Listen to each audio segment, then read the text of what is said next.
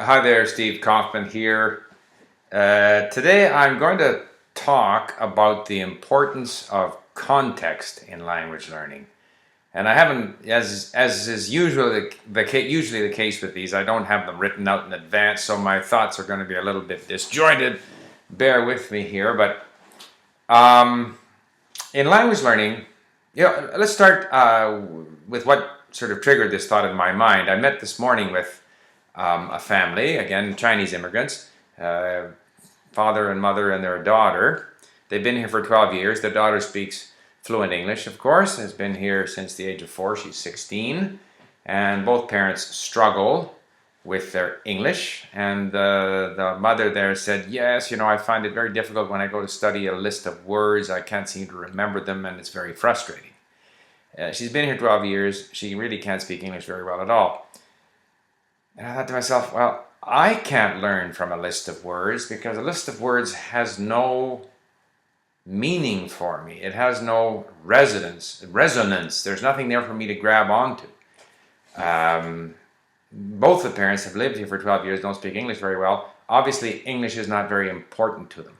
So that's another context that's not there. They don't have a strong sense of wanting to participate in an English-speaking society, so that there isn't that context of wanting to participate in the language. But context goes beyond that. It goes, in my experience, if I learn from some content has resonance for me, it's interesting to me when I'm listening to some of my Czech material about the history of Czechoslovakia or whatever it might be. That's of interest to me. Other people are interested in other things. It might be music, it might be whatever, but whatever you're learning from has to be relevant, has to be meaningful, has to have resonance. It has to have credibility. This is another problem. Very often if we're learning from the typical sort of beginner text, we're not entirely sure that that's how people speak. At least I'm not. I'm not entirely sure that this is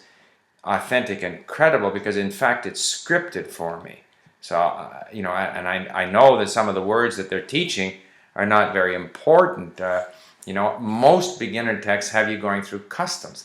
I wonder how many people have ever used the language they're learning while going through customs. I know I haven't. So that you start to question the relevance of this context. It's low resonance. Obviously, reading a list of words has very little resonance. I think it's so important that we get engaged, emotionally with the language and the context that we're learning from. And that context is not only the subject matter that we might be reading or listening to, it's also the people we associate with. It's our desire to be part of that community that gives resonance, that creates a meaningful context, makes it real, credible, authentic. So, I think one of the difficulties very often that immigrants from Asia have is that they seem to be less willing to inject themselves into the local scene, so therefore English becomes less relevant to them. It's not a meaningful context for them. So I don't know if this makes sense, but I think it's extremely important, because the brain is not just some kind of a machine that you throw some stuff in it and turn a handle and out comes language ability. It's not just the so-called left side of your brain, which is good at dealing with rational explanations or whatever. I think that there's ample evidence that it's the whole of the brain that gets involved, and that emotion is a big part of it. And if the learning environment or the living environment or the learning materials are not, if the context in which we are learning in every sense of the word, if that context is not rich, is not authentic, credible, vibrant, if it doesn't grab us, then we'll have a lot tougher time learning.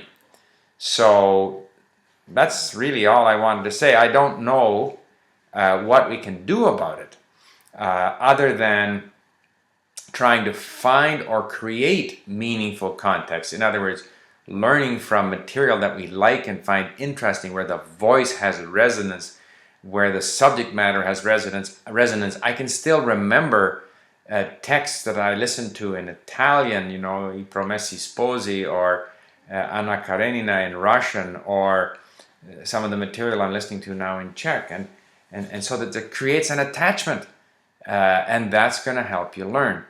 So, and also, I think in terms of interacting with the language, as you know, my preference is to wait until I have enough of a vocabulary that I can actually have a meaningful, again, interaction, one that's authentic and real, and we're actually communicating meaning, so that I'm driven by the desire to communicate my meaning and understand the meaning of the other person.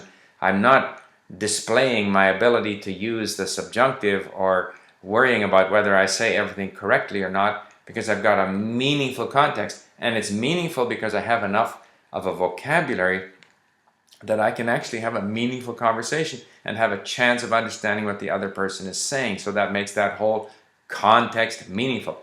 So, you know, do with this idea what you want, but I think those people who are able to create meaningful, rich, authentic, credible learning contexts are generally more successful language learners. So, I look forward to your comments. Thank you for listening. Bye for now.